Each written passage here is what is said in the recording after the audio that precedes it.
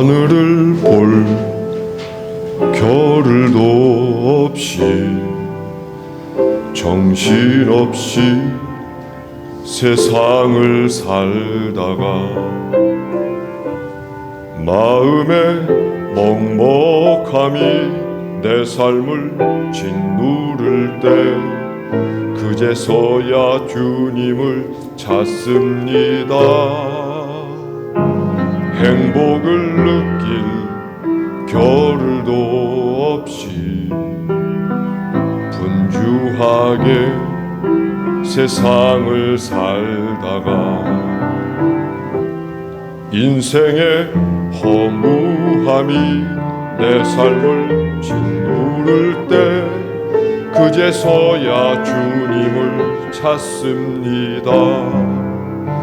오늘도 여전히 주님은 그 자리에서 우리를 끊임없이 돌보시는데 부족한 내 영혼은 아직도 갈 길을 모릅니다. 내게 믿음 주소서, 내 연약한 마음 돌보소서. 한없는 주님의 사랑 알게 하소서. 영원까지 그의 백성 지키시는 우리 하나님 바라보며 살게 하소서.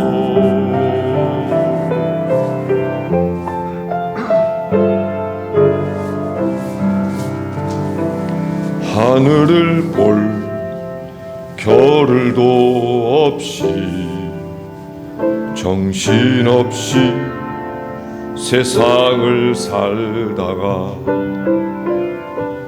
마음의 먹먹함이 내 삶을 짓누를 때 그제서야 주님을 찾습니다. 행복을 느낄 겨를도 없이 분주하게 세상을 살다가 인생의 허무함이 내 삶을 짓누를 때 그제서야 주님을 찾습니다. 언제나 사랑의 주님은 그 자리에서 끝까지 놓지 않고 붙드시는데 부족한 내 마음은 아직 돌아올 줄 모릅니다. 내게 믿음 주소서, 내 연약한 마음 돌보소서. 한없는 주님의 사랑 알게 하소서. 영원까지 그의 백성 지키시는 우리 하나님 바라보며 살게 하소서. 하늘 보며 살게 하소서.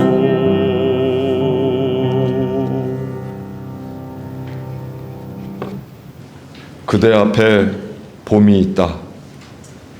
김종해. 우리 살아가는 일 속에 파도 치는 날, 바람 부는 날이 어디 한두 번이냐.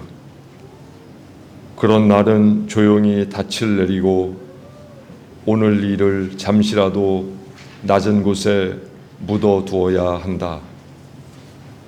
우리 사랑하는 일 또한 그 같아서 파도 치는 날, 바람 부는 날은 높은 파도를 타지 않고 낮게 밀물져야 한다. 사랑하는 이여, 상처받지 않은 사랑이 어디 있으랴. 추운 겨울 다 지내고 꽃필 차례가 바로 그대 앞에 있다.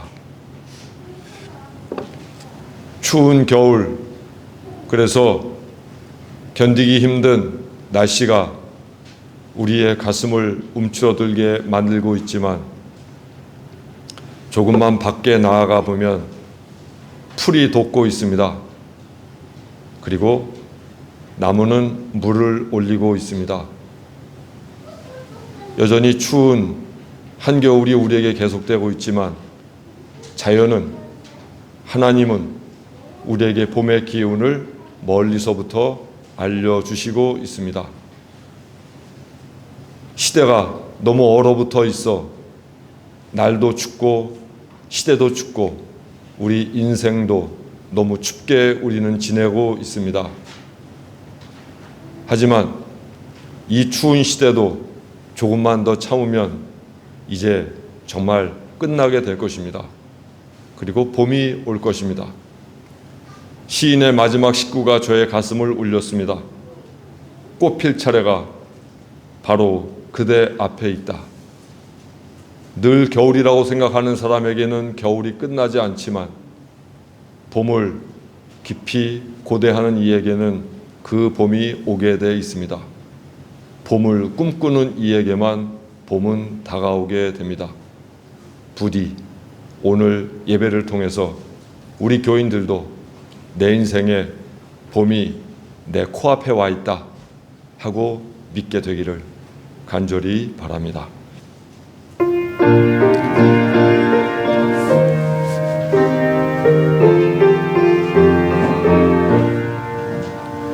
구주여 광풍이 불어 큰 물결이 일어나 온 하늘이 어둠에 쌓여 피할 곳을 모르니 우리가 죽게 된 것을 안 돌아봅니까? 깊은 바다에 빠지게 된 때 주무시려 합니까? 큰 바람과 물결아 잔잔해 잔잔해 사납게 뛰노는 파도나 저 흉악한 마귀나 아무것도 주 편안히 잠들어 누신데 뒤엎어볼 능력이 없도다. 주 예수 품팔을 꾸짖어 잔잔해 잔잔해 주 예수 품팔을 꾸짖어 잔잔하라. 구주여 떨리는 내 맘 저 풍랑과 같아서 늘 불안에 쌓여서 사니 날 붙들어 주소서. 세상의 풍파가 나를 삼키려 합니다. 지금 죽게 된 날 돌아보사 곧 구원해 주소서. 큰 바람과 물결아 잔잔해 잔잔해 사납게 뛰노는 파도나 저 흉악한 마귀나 아무것도 주 편안히 잠들어 누신데 뒤엎어볼 능력이 없도다. 주 예수 품팔을 꾸짖어 잔잔해 잔잔해 주 예수 품팔을 꾸짖어 잔잔하라. 사나운 강풍이 자고 큰 물결이 그치니 그 잔잔한 바다와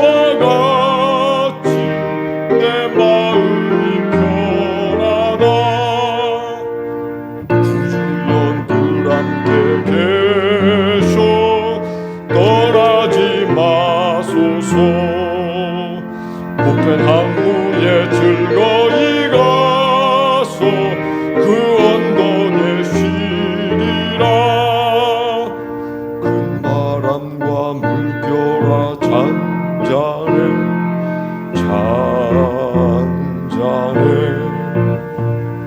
사납게 뛰노는 파도나 저 흉악한 나비나 아무것도 주 편안히 잠들어 누신데 뒤엎어놓을 능력이 없도다.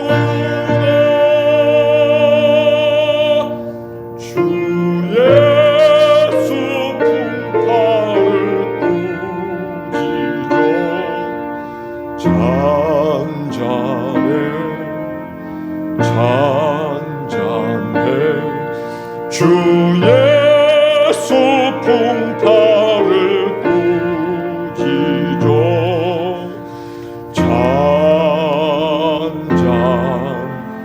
잔잔하라.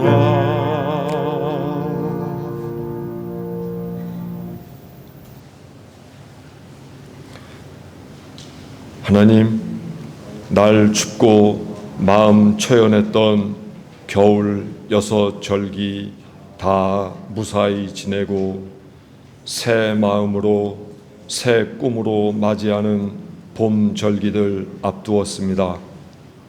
굳게 얼어붙은 연못 얼음 위로 쏟아지는 햇빛, 반사와 굴절로 더욱 눈부시고 아침 저녁 풀렸다 녹았다 반복하는 강의 얼음, 마치 지진으로 변형된 대지처럼 기묘한 모습으로 변해갑니다. 지난 여름 산 왕검이 온 정성 들여 지어놓은 거미줄에 걸린 밤나무 잎사귀, 들고 나는 산바람 강바람에 몸 흔들어대며 도와달라 외치고 이른 새벽 점령군처럼 몰려온 흰설이 땅도 나무도 풀도 모두 제 것이라 주장하고 있습니다. 먹이 부족으로 허기진 맷비둘기 한 쌍, 지난 가을 수확 끝낸 들깨밭에 내려앉아 듬성듬성 보이는 들깨 쪼아 먹고 작은 덩치 때문에 큰 새들에게 밀려난 박새들, 풀, 나무 찾아다니며 혹시나 매달려 있을 열매 찾고 있습니다. 이제 곧 봄 온다는 소식 들었기 때문인지 찔레나무 뿌리로부터 물올려 빨갛게 변한 가지로 설레는 마음 전하고 있습니다. 하나님, 요즘 저희의 삶 갈릴리 호수에서 풍랑 만나 두려움에 떠는 제자들과 같습니다. 예수 그리스도 동행하고 계시다는 사실 인지하지 못하고 믿음의 능력마저 상실하고 말았습니다. 저희를 용서하소서, 저희를 구하소서. 어서 그리스도인다움 회복하여 맡기신 사명 넉넉히 감당하게 하소서. 시대에 대한 애통함과 막연한 두려움 식별하며 살게 하소서. 구하라, 찾으라, 두드리라 권면하신 예수 그리스도의 이름으로 기도합니다. 아멘.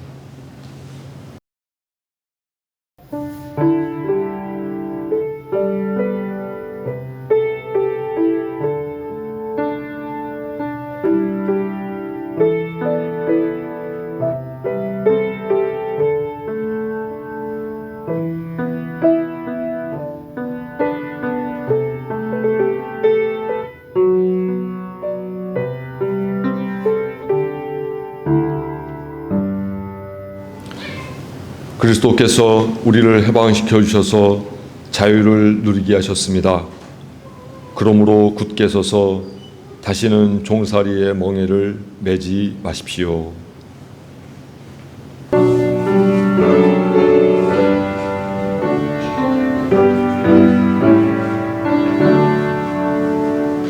거룩 거룩 거룩 전능하신 주님, 이른 아침 우리 주를 찬송합니다. 거룩 거룩 거룩 자비하신 주님,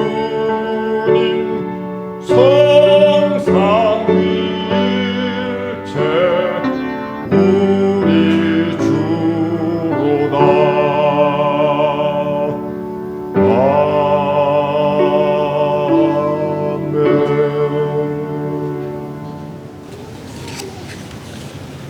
오늘 하나님께서 주신 성경 말씀 마태복음 8장 18절로 27절에 있는 말씀입니다. 예수께서 무리가 자기를 애워싸는 것을 보시고 건너편으로 가기를 명하시니라. 한 서기관이 나와 예수께 아뢰되 선생님이여 어디로 가시든지 저는 따르리이다. 예수께서 이르시되 여우도 굴이 있고 공중의 새도 거처가 있으되 인자는 머리 둘 곳이 없다 하시더라. 제자 중에 또 한 사람이 이르되 주여 내가 먼저 가서 내 아버지를 장사하게 하옵소서. 예수께서 이르시되 죽은 자들이 그들의 죽은 자들을 장사하게 하고 너는 나를 따르라 하시니라. 배에 오르심에 제자들이 따랐더니 바다에 큰 놀이 일어나 배가 물결에 덮이게 되었을 때 예수께서는 주무시는지라. 그 제자들이 나와 깨우며 이르되 주여 구원하소서 우리가 죽겠나이다. 예수께서 이르시되 어찌하여 무서워하느냐 믿음이 작은 자들아 하시고 곧 일어나사 바람과 바다를 꾸짖으시니 아주 잔잔하게 되거늘 그 사람들이 놀랍게 여겨 이르되 이 이가 어떠한 사람이기에 바람과 바다도 순종하는가 하더라. 아멘.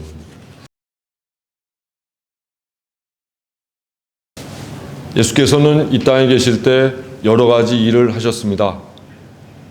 이적을 일으키시고 말씀을 선포하시고 또 병든 이를 고치시고 제자들을 키워내시고 그 여러 가지 일들 중에 가장 주안점을 둔 일이 있다면 바로 제자를 키워내는 일이었습니다. 사람을 키워내는 일이었습니다. 적절한 제자를 세우시고 그들을 곁에 두셔서 가르치시고 또 둘씩 짝지워서 다른 마을로 보내서 실습 훈련을 하게 하시고 그리고 그들이 돌아와서 보고를 할 때에 그들의 사역에 대하여 평가해 주시고 일련의 교육 과정이 예수님의 공생애 속에 담겨 있음을 알 수 있습니다. 그리고 예수께서 세례 받으시고 공생애를 시작하신 다음 맨 처음 하신 일이 베드로와 안드레와 야고보와 요한을 제자로 부르신 것이고 그리고는 생애 내내 제자들과 동행하셨고 당신의 생애 마지막 부활하신 이후에 마지막으로 제자들에게 나타나셔서 너희도 가서 제자 삼으라 말씀하시고는 승천하셨습니다. 그렇게 보면 예수님의 생애는 제자 삼는 일로 시작해서 제자를 훈련시키시고 맨 마지막에는 너희도 나처럼 제자 삼는 사람이 되어라 하고서 그 제자에 대해서 방점을 찍으셨음을 알 수 있습니다. 예수 그리스도의 제자란 어떤 사람들인가? 예수 그리스도의 제자라면 어떻게 살고 어떻게 행동해야 하는가? 이것을 신학에서는 제자도라고 합니다. 그래서 마태복음은 이 제자도에 관련된 말씀을 가장 많이 전해주는 복음서이기도 합니다. 오늘 우리가 읽은 마태복음 8장 내용도 역시 이 제자도와 연관된 말씀입니다. 예수께서 가버나움에서 베드로의 장모를 고치셨을 때 그 지역에 많은 사람들이 베드로의 집으로 몰려왔습니다. 지난번에도 말씀드렸지만 사람들이 몰려드는 그 현상을 예수께서는 그렇게 반기시지 않았습니다. 시장통처럼 수천 명, 수만 명이 몰려들어서 그저 북적거리는 그 혼란한 상태를 예수께서는 즐기지 않으셨습니다. 그런 상태가 되면 늘 무리를 피해서 한적한 곳으로 가시거나 또는 배를 타고 갈릴리 호수 건너편으로 가시는 것을 볼 수가 있어요. 그래서 예수께서는 인기에 영합하지 않으셨습니다. 오늘도 역시 예수께서는 베드로의 장모를 고치자 몰려드는 사람들을 피해서 강 건너편 가다라 지방으로 가기를 원하셨습니다. 그래서 막 배를 타려고 부두로 이동하시는데 그때 서기관 한 명이 와서 예수께 말씀드립니다. 선생님이 가는 곳이라면 저도 어디든 따라가겠습니다. 그러자 예수께서 말씀하셨습니다. 여우도 굴이 있고 공중에 새도 보금자리가 있지만 인자는 머리 둘 곳이 없다. 이 말씀에서 선생님이 가는 곳이면 어디든지 따라가겠습니다 하는 이 표현 가운데 선생님이라고 하는 표현, 그리고 따라가겠습니다라고 하는 그 표현이 바로 제자도와 연관된 말씀인 것을 가르쳐주는 암시입니다. 21절에 보면 이름이 밝혀지지 않은 한 제자가 이렇게 이야기합니다. 주님, 나로 먼저 가서 아버지의 장례를 치르고 돌아오게 하옵소서 하니 예수께서 말씀하시기를 죽은 사람의 장례는 죽은 사람들이 지내게 하고 너는 나를 따라오너라. 여기 말씀에서도 역시 예수께서는 따라오너라, 따르다라고 하는 말씀을 우리에게 가르쳐 주시고 있습니다. 서기관이 이야기할 때에도 선생님과 따르다라고 하는 동사가 나오고 오늘 여기 이름이 밝혀지지 않은 제자가 예수께 말씀할 때에도 역시 너는 나를 따르라 하는 그 따르다 동사가 나오고 있습니다. 또 23절로 27절에는 우리가 371장 찬송 불렀던 바로 그 풍랑 나는 사건이 등장하는데 이 말씀도 역시 문맥상 제자도와 연관되어 있음을 알 수 있습니다. 풍랑을 만났을 때 기도하니 물이 잔잔해졌다.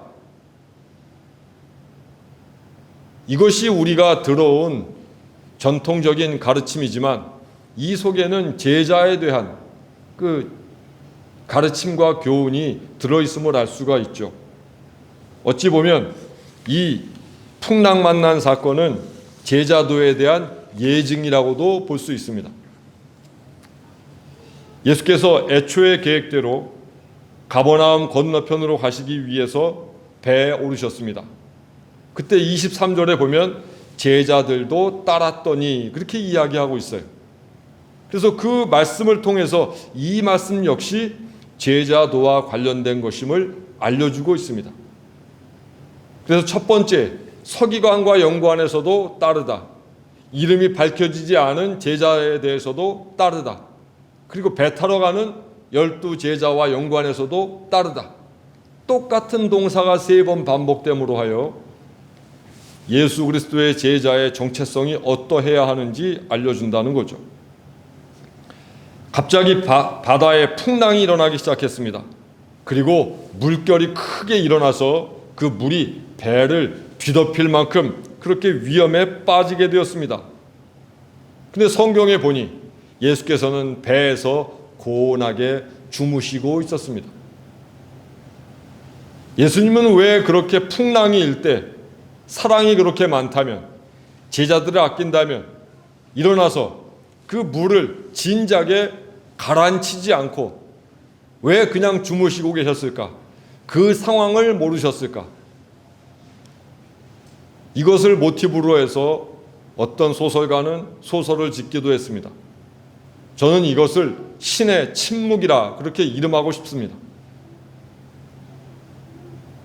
인간이 가장 고통스럽고 어떤 죽음의 위협을 느끼고 있음에도 불구하고 당신의 모습을 드러내지 않고 아무런 응답도 하지 않는 하나님, 그 어떤 반응도 내놓지 않는 하나님, 인간의 위기 앞에 신의 침묵은 참 야속하기 그지없습니다. 그동안 내가 그토록 예수 믿고 교회 다니고 했는데 왜 이 위기 속에서 하나님은 가만 계시는가? 왜 나를 도와주시지 않는가? 왜 하나님은 침묵 속에만 계시는가? 아마도 제자들은 익히 예수 그리스도의 능력을 알고 있었기에 풍랑에 상관없이 주무시고 계신 예수님이 이상할 법도 했습니다. 그래서 제자들은 다급히 가서 예수님을 깨웁니다. 주님, 살려주십시오. 우리가 죽게 됐습니다. 예수께서는 침묵을 깨뜨리시고 그때서야 일어나서 말씀하십니다. 왜들 무서워하느냐? 믿음이 작은 자들아. 무서워한다는 것과 믿음이 작다고 하는 것을 등치시키고 있습니다. 마태복음 6장에서는 왜 염려하느냐? 믿음이 작은 자들아 했어요. 마태복음 6장에서는 염려한다는 것이 믿음이 없는 것으로 등장하고 오늘 말씀에서는 두려워하는 것이 믿음이 없는 것으로 등장합니다. 그리스도인으로서 예수의 제자로서 무언가를 계속해서 염려하고 걱정하고 근심에 휩싸이고 또 어떤 상황에 대해서 지속적으로 두려워하고 회피하고 그것은 믿음과는 상관이 없는 불신앙의 증거이기도 합니다. 꼭 예수를 믿지 않아야, 교회를 다니지 않아야 불신앙이 아니라 교회를 다니면서도 걱정하고 교회를 다니면서도 염려하고 하나님을 믿으면서도 두려워하고 이것도 역시 불신앙이라는 사실을 알아야 합니다. 예수 그리스도의 제자라면 주신 믿음의 능력을 믿어야 했습니다. 그 정도 상황에 대해서 그렇게 야단스럽지 않아야 했습니다. 더군다나 그들 대부분은 갈릴리 호수에서 수십 년 동안 고기 잡는 어부들 아니었습니까? 그 정도 풍랑은 이미 몇 번이고 만난 경험도 있지 않습니까? 그런데도 왜 그런 풍랑 앞에서 그들은 무기력해졌고 예수 그리스도만 찾고 있는 것입니까? 그 정도 위기쯤은 인간적으로 또 주신 믿음으로 충분히 감내할 수 있는 것 아니겠습니까? 더군다나 예수 그리스도의 제자로서 사람들에게 시달리고 말씀을 전하고 병을 고치시고 하는 가운데 피곤 더하신 선생님 예수 그리스도를 성가시게 하지 않고 과거에 선생이 보여주셨던 믿음의 담대함을 기억하면서 그들은 위기에 대처해야만 했습니다. 스스로 위기에 대처할 줄 알아야 했습니다. 그럼에도 그들은 이러한 상황에서 아무런 대처도 하지 않았고 다만 두려워만 했고 믿음의 능력도 발휘하지 못했습니다. 저는 이 세 가지의 경우를 통해서 모름지기 그리스도인이란 예수 그리스도의 제자란 어떤 조건을 갖추어야 하는지에 대해서 말씀을 나누고자 합니다. 첫 번째, 예수 그리스도를 따르는 길은 영광의 길이 아니라 십자가의 길이라는 사실을 먼저 전제해야 합니다. 예수 믿고 복 받는다. 교회 다니면 일 잘 된다. 어느 정도는 맞는 말이기도 하지만 전체로 보면 그렇게 완전한 말씀은 아닙니다. 예수 믿고 복 받는다. 좋은 말이지만 다 맞는 말은 아닙니다. 왜냐하면 우리 그리스도인들이 걸어가야 하는 길은 이미 좁은 길이라 좁은 문이라 말씀하셨고, 끝내 우리는 자기 십자가를 지고 가야 할 십자가의 길을 걸어가야 할 구도자이기 때문입니다. 그것을 전제한다면 예수 믿고 세상에서 성공하고 합격하고 내가 기도한 대로 응답받고 하는 것이 그리스도인의 환경이라고 여기는 것은 일종의 착각일 수도 있다는 말입니다. 서기관이 예수 그리스도를 따르고 싶다고 할 때 예수께서는 뭐라 하셨습니까? 여우도 굴이 있고 공중에 새도 보금자리가 있지만 인자는 머리 둘 곳이 없다.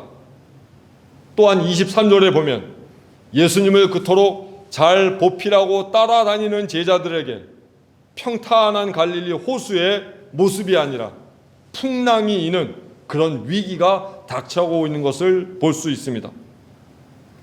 이 말씀들은 모두 예수 그리스도의 제자가 된다는 것은 결국 고난을 전제하고 십자가를 전제한다는 사실을 알려줍니다.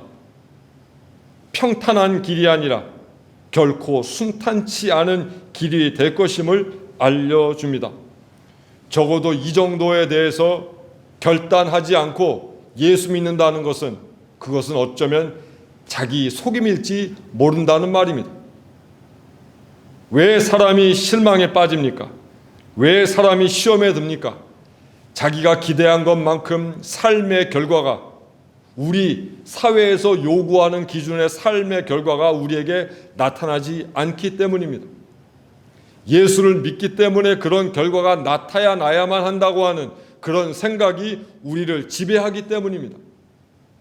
그러나 예수 믿어도 고난이 오게 되고 오히려 예수 믿으면 십자가를 져야 된다고 하는 그 전제를 우리가 가지고 산다면 우리 삶에 어떤 일이 벌어진다고 해도 우리는 흔들리지 않을 수 있다는 겁니다. 십자가를 전제해야 합니다. 그래야 지금보다 더 행복해집니다. 왜냐하면 어떤 일이 벌어져도 십자가보다는 좋은 일이기 때문에 그렇습니다. 따라서 예수 그리스도의 제자가 된다는 것은 일종의 대가를 치르는 일입니다. 저는 그것을 거룩한 대가라고 말씀드리고 싶습니다. 헛된 대가가 아니라 거룩한 대가, 치룰만 하다 그 말이죠. 부모가 아이를 위해서 하나 나는 것도 없고 그 아이가 내 기대대로 커주지 않는다 하여도 그 아이에 대하여 무한한 사랑을, 무한한 희생을 베풀어 주는 것처럼 거룩한 대가를 치르고 나는 것처럼 우리도 역시 그 무엇이 생기지 않는다 해도 다만 예수 그리스도를 통하여 구원받았다고 하는 그 이유로 우리는 우리 삶에 다가오는 모든 고난과 위기에 대해서 거룩한 대가를 치룰 각오를 해야만 우리는 예수 그리스도의 제자일 수 있다는 말입니다. 여우도 굴이 있고 공중에 새도 거처가 있지만 예수를 믿고 따르는 제자들에게는 머리둘 곳조차 없을 것이다 하는 그것을 각오하지 않으면 십자가의 길 걸어가시는 예수 그리스도를 따를 수 없다는 말입니다. 또 하나, 예수 그리스도의 제자가 된다는 것은 불확실성 속으로 들어가는 것입니다. 우리 삶에 어떤 일이 벌어질지 모릅니다. 행이 올지 불행이 올지 알지 못합니다. 그렇다고 그것을 포기하거나 그리스도인은 주저하지 않습니다. 어떤 불확실함이 내 삶에 놓여져 있다고 해도 우리 속에 믿음이 있기에 하나님이 나와 동행하심을 알기에 그 불확실성 속으로 들어가는 것입니다.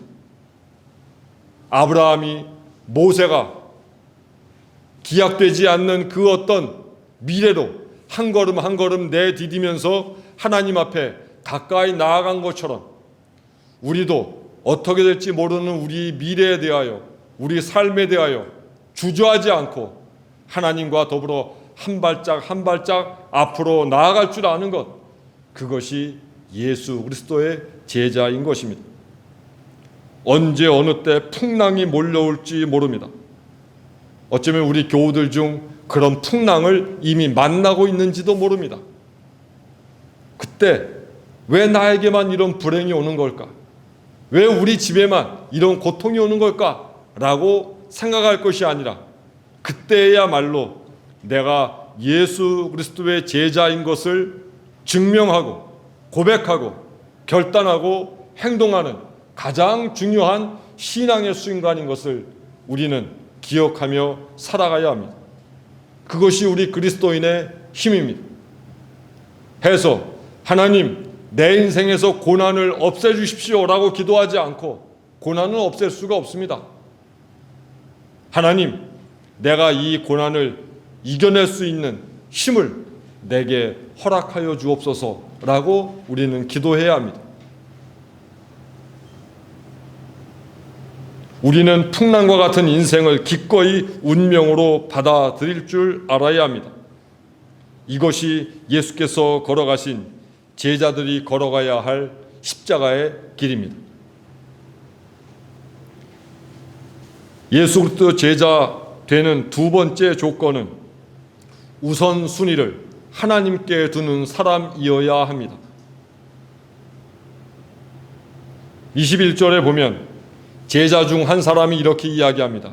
주님, 나로 먼저 아버지의 장례를 치도록 허락하여 주옵소서.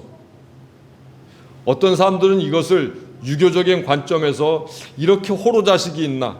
아버지가 돌아가셨는데 장례를 먼저 치른 일에 대해서 왜 성경은 반대하고 있는가라고 말할 수도 있습니다. 하지만 당시의 장례 습관을 보면, 문화를 보면 그것은 오해인 것을 알 수 있습니다. 레위기와 신명기에 보면 장례를 지낼 때 레위인 그리고 제사장들은 그 장례에 참여하지 못하게 했어요.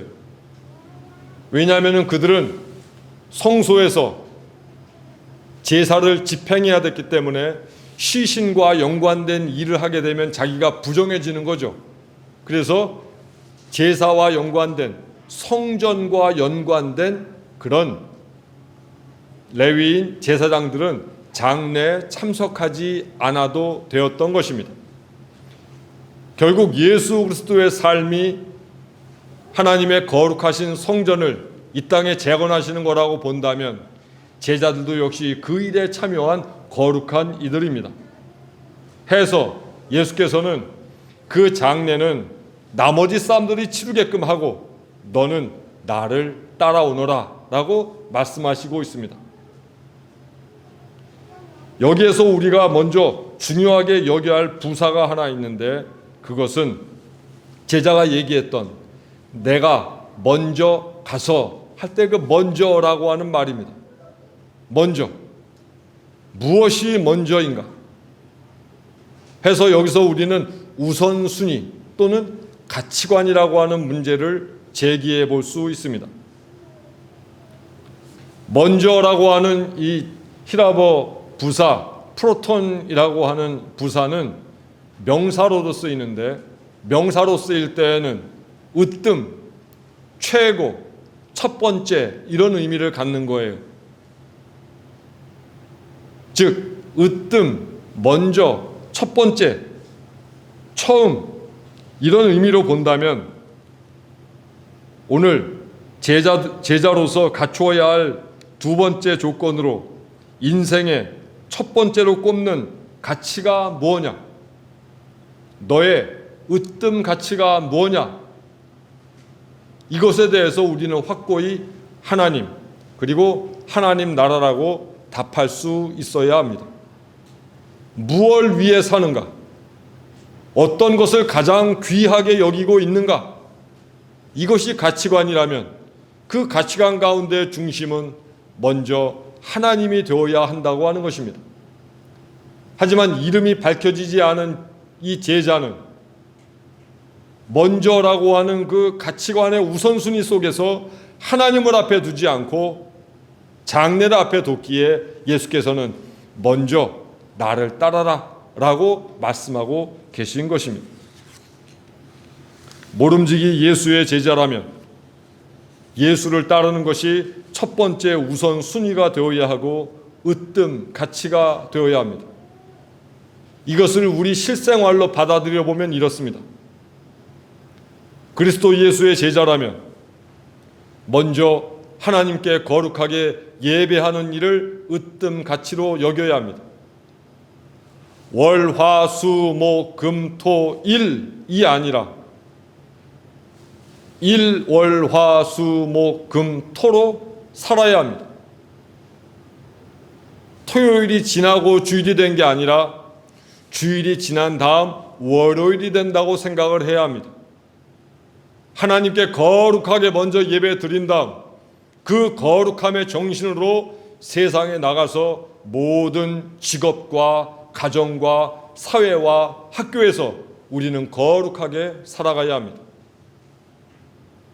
자, 어떤 패턴이 더 좋은지 한번 보세요. 죄 짓고 주일날 회개하고 죄 짓고 주일날 회개하고 이것이 옳은 삶입니까? 아니면 주일날 정신 차려 살고 예배드리고 정신 차리고 어떤 게 더 좋은 삶입니까? 월요일부터 토요일까지 죄 짓고 주일날 와서 용서받을 생각하지 말고 반대로 주일날 믿음에 대하여 정확히 깨닫고 나는 세상에 나가서 어떻게 살아야 할지에 대해서 믿음으로 각오한 다음 월요일서부터 토요일까지 하나님 앞에 거룩한 삶을 살아야 그것이 예수의 제자가 된다는 말입니다. 으뜸가치란 그런 말입니다. 교회는 회개하는 곳이어야 하지만 그것보다 더 먼저 교회는 예수의 제자로 살기로 결단하는 곳이어야 합니다. 예수의 제자라면 먼저 하나님의 것을 성별하여 헌금으로 드리고 나머지 돈도 거룩하게 사용하며 살아가야 합니다. 돈 다 쓴 다음에 지갑에서 몇 푼 꺼내서 적선하듯이 헌금함에 넣는 그런 게 아니라 내게 돈이 생기면 하나님의 것을 먼저 성별하고 나머지 돈은 가장 거룩하게, 가장 쓸모있게, 가장 절제해서 우리는 그렇게 살아가야 합니다. 이것이 기독교적인 재물관입니다. 시간도 재물도 관계도 먼저 하나님을 우선하며 살아가는 것, 그것이 예수 그리스도의 제자의 도리가 아니겠습니까? 마지막 세 번째 예수 그리스도의 제자의 조건은 매 순간 다가오는 삶의 위기를 두려워하지 말고 믿음을 통해서 스스로 해결할 줄 아는 사람이어야 합니다. 좀 전에 말씀드린 것처럼 풍랑 속에서도 예수께서는 화들짝 놀라셔서 그 풍랑을 먼저 가라앉히지 않으셨습니다. 당신은 침묵하셨습니다. 신의 침묵을 보여주셨습니다. 신의 침묵은 무관심이 아닙니다. 하나님이 상관없이 그렇게 떨어져 계신 것이 아닙니다.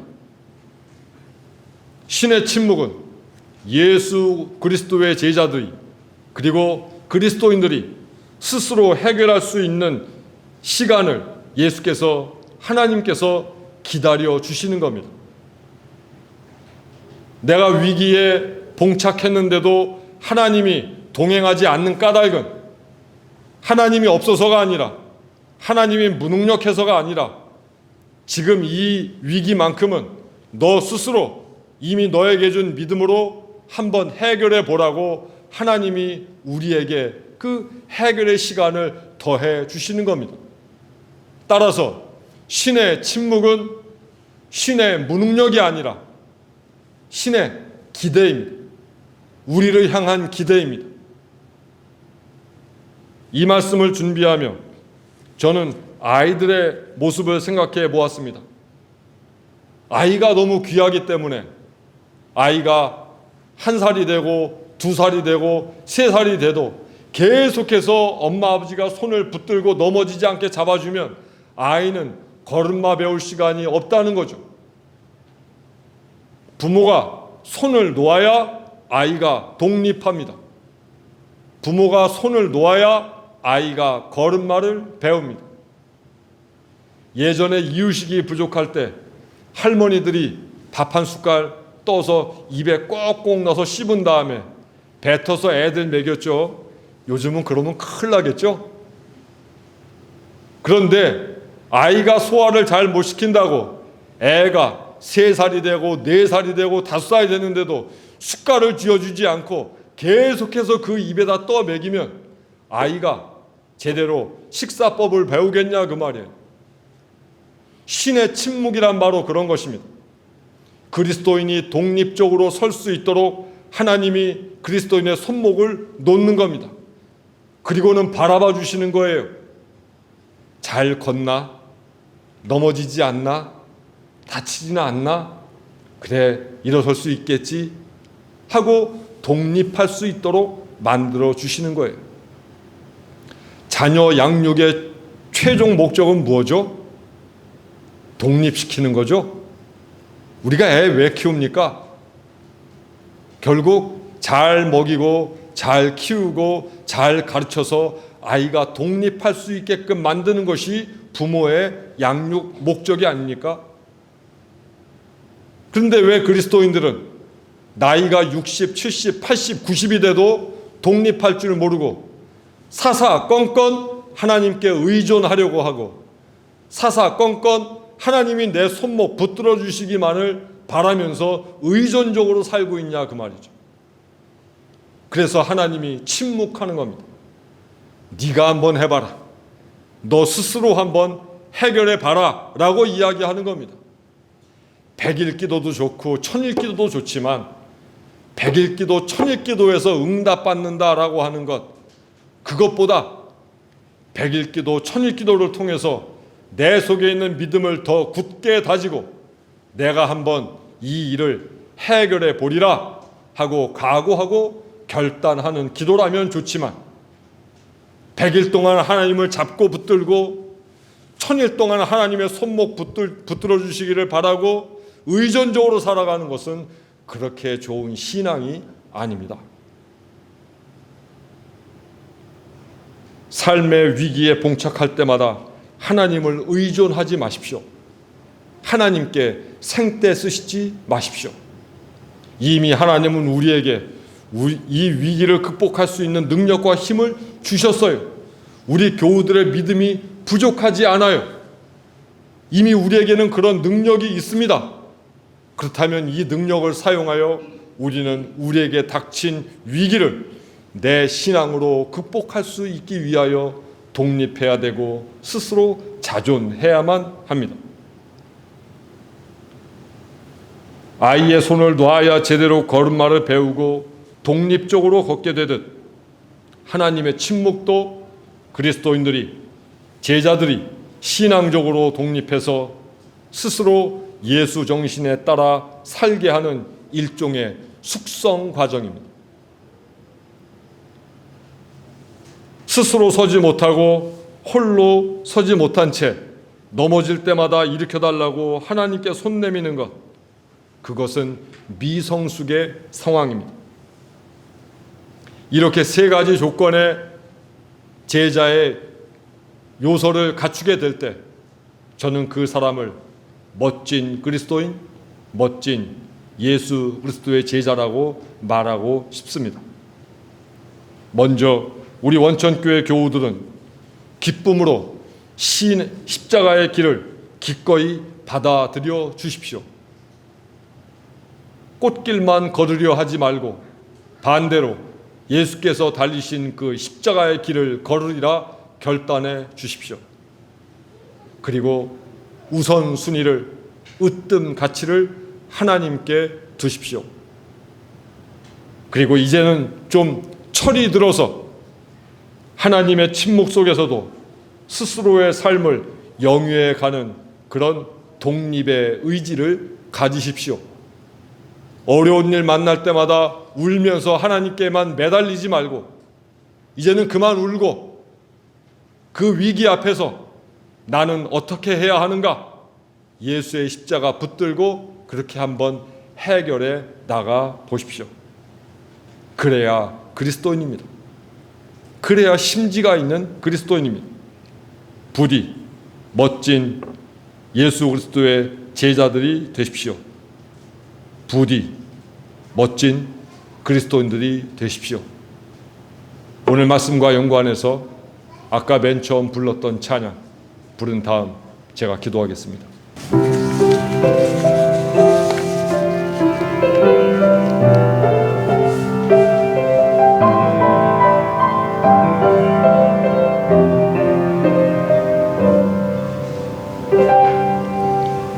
내 삶이 먼저였는지 주님이 먼저였는지 이제야 내 뒤를 돌아봅니다.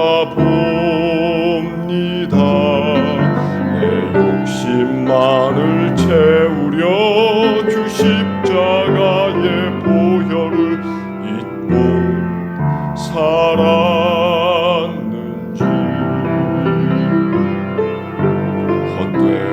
헛된 자랑에 주의 영광 가렸는지 이제야 내 뒤를 돌아봅니다. 나의 교만과 욕심이 찬란한 주의 영광을 가리고 살았는지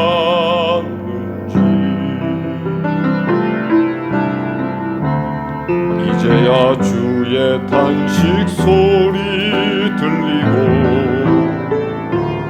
이제야 주 얼굴에 눈물 보이니 어리석은 죄인을 주여 용서하여 주소서. 나의 모든 자랑을 주 십자가 뒤에 숨겨두고 주님만 나타내기를 간절히 원합니다.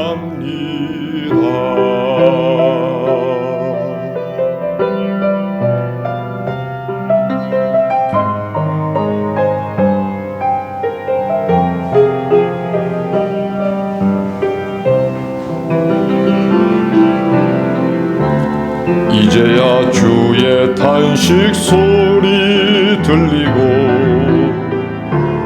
이제야 주 얼굴에 눈물 보이니 어리석은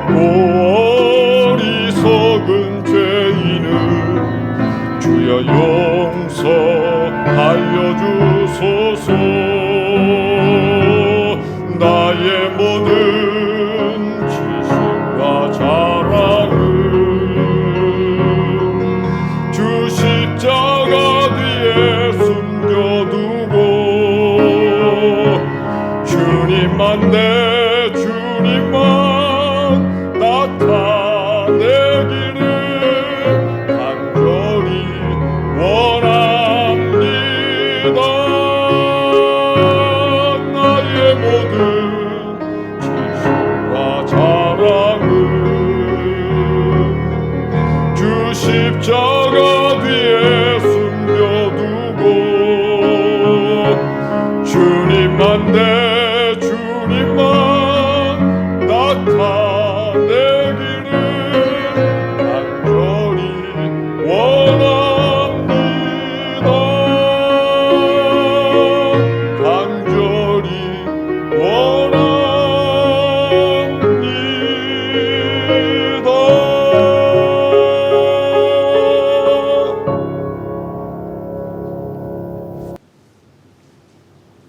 그리스도인이라고 하지만 하나님 앞에 부끄럽습니다. 예수의 제자라고 말했지만 저희 삶의 모습을 돌이켜보니 부끄럽습니다. 수십 년 교회에 다녔지만 그리스도인답지도 예수의 제자답지도 않은 저희를 용서하여 주옵소서. 여전히 세상의 가치에 대하여 눈길 돌릴 줄 모르고 주일만 되면 교회에 나와 1시간 예배하는 것으로 만족해버린 저희의 불신앙을 용서해 주옵소서. 이제 오늘 말씀을 통해서 들려주신 것처럼 오직 십자가의 길만 앙망하는 저희가 되게 하시고 으뜸 가치를 하나님께 두는 이들 되게 하시고 다가오는 모든 고난에 대하여 믿음으로 스스로 극복하며 해결할 줄 아는 자존의 능력을 회복하여 하옵소서. 해서 우리 원천교회 모든 교인들, 교회를 다니는 사람을 넘어 예수 믿는 사람 되게 하시고 멋진 그리스도인으로 살아가게 하옵소서. 멋진 예수 그리스도의 제자 되게 하옵소서. 예수님 이름으로 기도합니다. 아멘.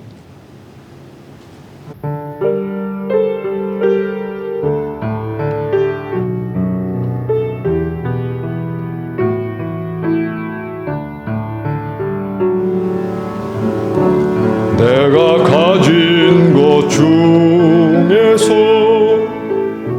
가장 소중한 것으로 우리 사는 동안에 가장 소중한 주님께 기꺼이 드리네. 모두 드리네. 넉넉히 받으신 주께 드리네. 가진 것 없어도 항상 부족하여도 약한 이 몸을 높이려 가장 큰 일을 맡기셨네. 기꺼이 드리네. 모두 드리네. 넉넉히 받으신 주께 드리네.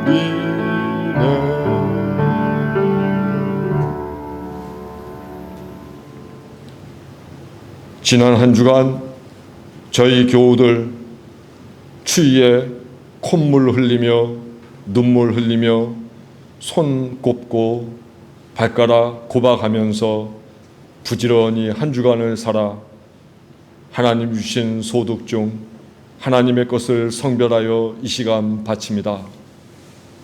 하나님, 우리 교우들 중 어느 한 사람 허투루 살지 않고 불로소득 원하지 않고 땀을 흘린 대가만큼만 받아 살려고 하는 그 삶 주시어서 참 고맙습니다. 이 예물 속에 우리 교우들의 정성과 땀 배어 있으니 하나님 기뻐 받으시고 세상의 그 어떤 돈보다 하나님 더욱 인정하시며 거룩하게 사용할 수 있게 도와 주옵소서. 우리 교우들의 삶, 노력한 만큼 수고의 열매를 잘 거둘 수 있게 하시고 거둔 열매로 자만, 교만의 근거 삼지 않고 오히려 남과 나누고 더불어 사는 데 최선을 다하게 하시며 그 모든 희생과 봉사 가운데서도 언제나 삶에 부족함이 없도록 하나님께서 역사하여 주옵소서. 이 자리에 동석한 우리 모두 동일한 가치, 동일한 철학을 가지고 우리 맞이하는 생에 더불어 함께 살아가게 하옵소서. 예수 그리스도의 이름으로 기도합니다. 아멘. 멋진 그리스도인으로 살겠습니다.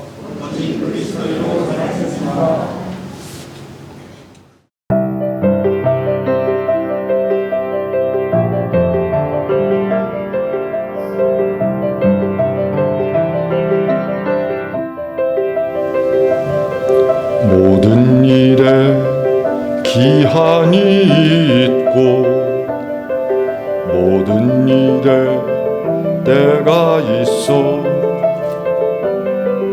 하늘 아래 모든 일에는 거역 못할 때가 있네.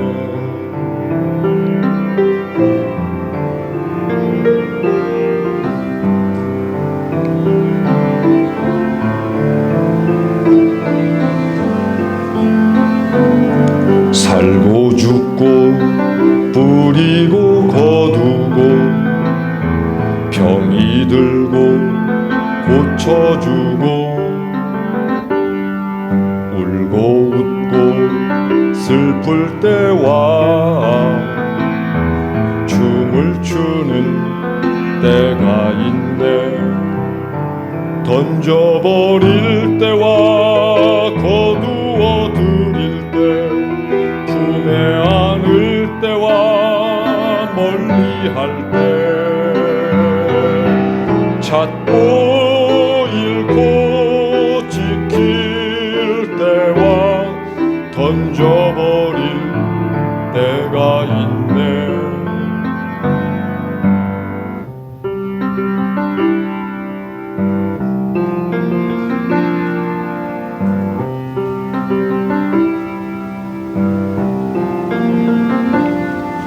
찢을 때와 다시 꿰맬 때 잠잠할 때 말할 때 사랑할 때 미워할 때 때가 있네. 때가 있네. 때가 있네.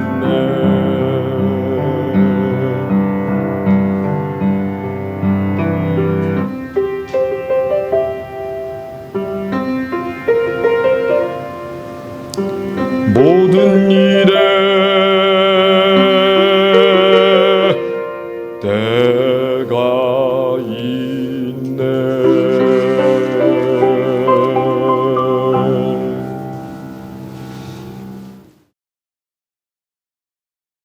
예수 그리스도를 본받아 사십시오.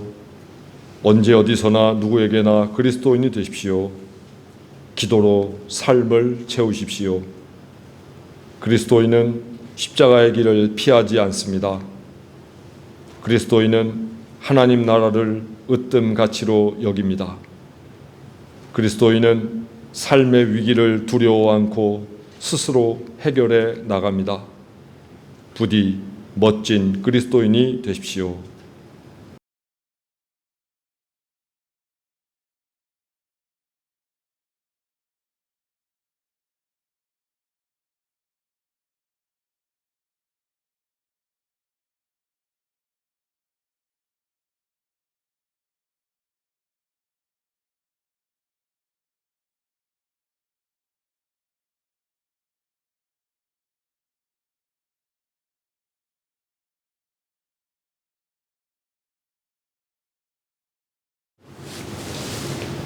지금은 우리 주 예수 그리스도의 은혜와 하나님의 크신 사랑과 성령의 교통하심이 오늘 말씀을 통하여 진정한 예수의 제자로서 살고자 하는 원천 신앙 공동체 모든 교우들 머리 위에 지금부터 영원토록 함께 하시옵기를 간절히 축원하옵나이다.